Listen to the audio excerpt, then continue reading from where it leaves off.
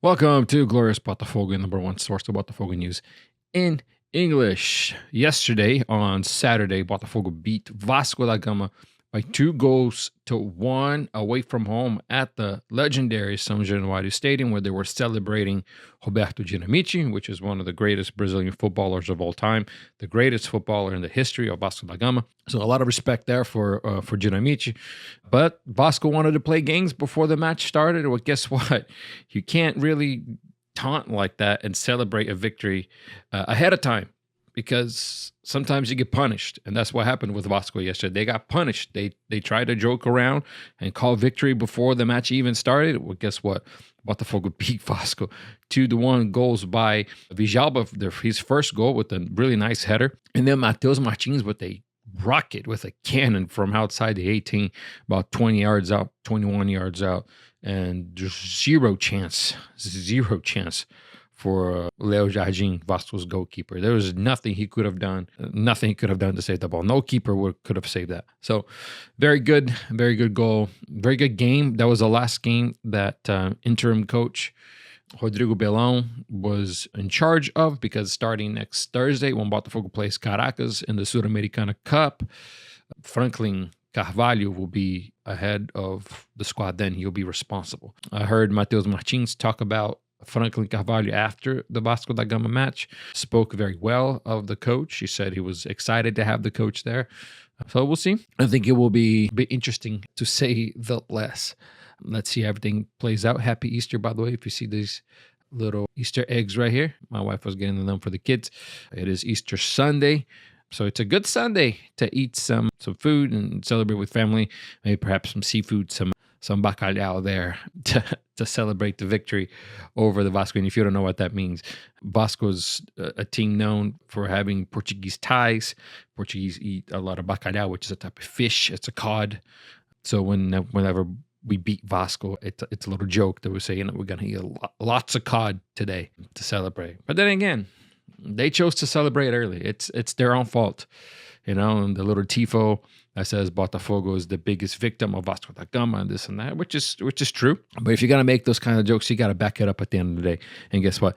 They did not back it up, because Botafogo won 2-1. So the next match will be Thursday, April 9th at 5 p.m. at home at the Newton Santos against Caracas in the Sul-Americana Cup. It will be the first match out of Group E that has Botafogo, Caracas, Independiente, and Racing Club from Argentina. Independiente Petrolero is a club from Bolivia, and they currently are in 14th place in Bolivia. And then Caracas FC is a club from Venezuela, and they are in 11th place in the Venezuela First Division. So this, for the exception of Racing Club, there really should be no really tough game in this match. Botafogo should just easily coast through this group if we want to solely talk about who, team versus team, squad versus squad. There should be absolutely no chance that Botafogo doesn't make it through this group stage in first. The only problem here is going to be Racing Club, but they're in 6th place right now in the Argentina Primera División. But, not to say that Botafogo is in 8th place, I think, in the Brasileirão. Yeah, 8th place in the Brasileirão. So if you look at it, but then again, the Brasileirão is much, much, much, much harder than all of those tournaments combined. So 8th place in the Brasileirão is easily first place in Venezuela, first place in Bolivia, and first place contender in Argentina. So we will see how it goes from there. The Brasileirão is shaping very interesting so far. Let me see if I can get this up on the screen. How quickly things change, right? We're looking, Botafogo was first place in the relegation zone as of last week, and right now we're in 8th place in the Brasileirão. So in dead last is Remo, and then Mirassol, and then Cruzeiro with Arthur Jorge. They just lost the match. And then Chapecoense closed the Z4.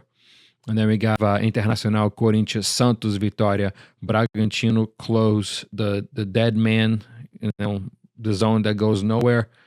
No tournaments, no championships whatsoever. And then comes Grêmio, Atlético Mineiro, Vasco, Botafogo, Flamengo, Coritiba. This is the Sudamericana contention zone right here. So if you finish here, you go to the Sudamericana Cup. And then this is the pre-Libertadores, which is Atlético Paranaense. And then we have Bahia, Fluminense, São Paulo, and Palmeiras in first place. Palmeiras with seemingly the best record. No wonder they're in first, but São Paulo kind of second. Arthur went to São Paulo and is actually doing well there. He had some really good plays and a really crazy assist. And I mean, it's shaping up okay. There's lots of big teams here. You know, Santos is down here, Corinthians Internacional. So anything can happen. It is only the very beginning. But, you know, as I always say, if you want to be a title contender, you cannot have more than 7 losses.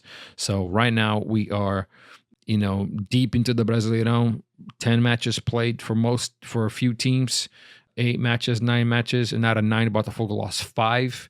It's concerning. You know, most likely we're not going to be title contenders. This is going to probably be right here for Palmeiras. We'll see how São Paulo holds up. Flamengo, of course. Yeah, I mean, Corinthians, 3 losses. Chapecoense is not going to. But, you know, we're starting to see here the teams that are going to fight for championship, right? If you have 1 loss, 2 losses, maybe 3 losses, you can include yourself in title contention.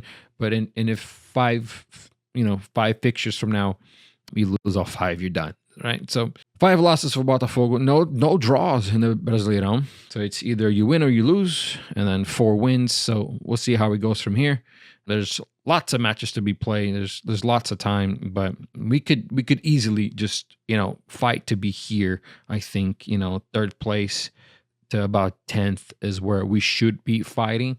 But if things go as bad as they were with Martin and Selmy, we're gonna be down here. This is gonna be our spot right here, fighting in the zone, which is not what you want.